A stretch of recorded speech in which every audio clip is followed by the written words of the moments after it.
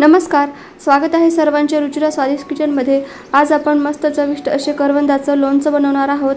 तर घरामध्ये जे साहित्य आहे त्यामध्येच हे लोणचे तयार होते। वेगळे काही साहित्य आणायची गरज भासत नाहीत। चला तर मग लोणचं बनवायला सुरुवात करूयात। तर इथे पहा, ही करवंद घेतलेली आहेत मी। लालसर रंगाची ही करवंद असतात। तर ह्याला मी 2 पाण्याने स्वच्छ असं धुवून घेतलेले आहे आणि एकदम कोरडे करून घेतले आहेत। तर आता याच्या आपण फोडी करून घेणार आहोत। तर याच्या फोडी करताना उभ्या करून घ्यायच्या आहेत। तर अशा पद्धतीने ही उभ्या फोडी करून घेऊयात आपण। आणि ह्यामध्ये जे बी असते ते काढून घ्यायचं आहे। तर पहा, यामध्ये बी आहे तर ते काढून घेऊयात। बी नाही काढलं तरी चालेल, पण आपल्या आवडीनुसार जर आपल्याला बी नको असेल तर ते काढून घ्यायचं आहे। तर अशा पद्धतीने मी यामधलं बी काढून घेते। छोटे छोटे बिया असतात तर ते काढून घ्यायचे आहेत चाकूच्या सहाय्याने हळूवारपणे। तर या पद्धतीने मी सर्व अशा ह्या बिया काढून घेणार आहे। तर या ठिकाणी करवंदातील सर्व बिया अशा पद्धतीने मी काढून घेतलेल्या आहेत। तर पाहू शकता। तर या करवंदामध्ये आता आपण 1 चमचा छोटा चमचा मीठ आणि हळद टाकून घेऊयात आणि हे हळद आणि मीठ लावून थोड्या वेळासाठी ठेवून देऊयात। जवळपास मी अर्धा ते 1 तास याला ठेवणार आहे असंच हळद आणि मीठ लावून। तर छान मिक्स करून घ्यायचं आहे आणि याला बाजूला ठेवून घ्यायचं आहे।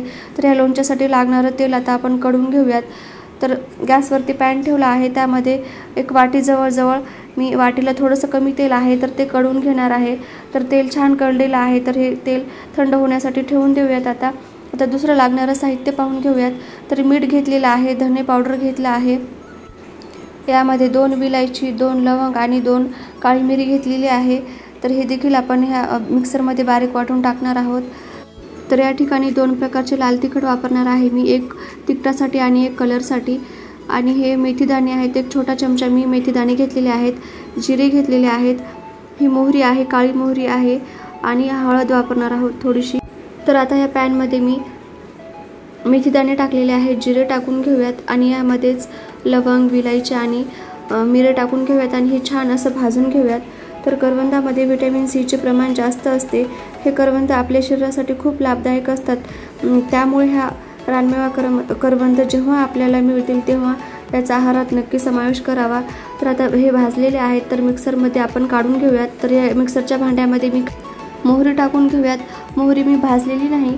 आता ह्यामध्येच आपण भाजून घेतलेली जिरे, मेथीदाणे, लवंग वगैरे टाकून घेऊयात आणि हे मिक्सरमध्ये बारीक असं वाटून घेऊयात। इथे मी रोजच्या फोडणीसाठी जी मोहरी वापरतो तीच मोहरी वापरलेली आहे। तुम्ही मोहरीची डाळ देखील वापरली तरी चालेल।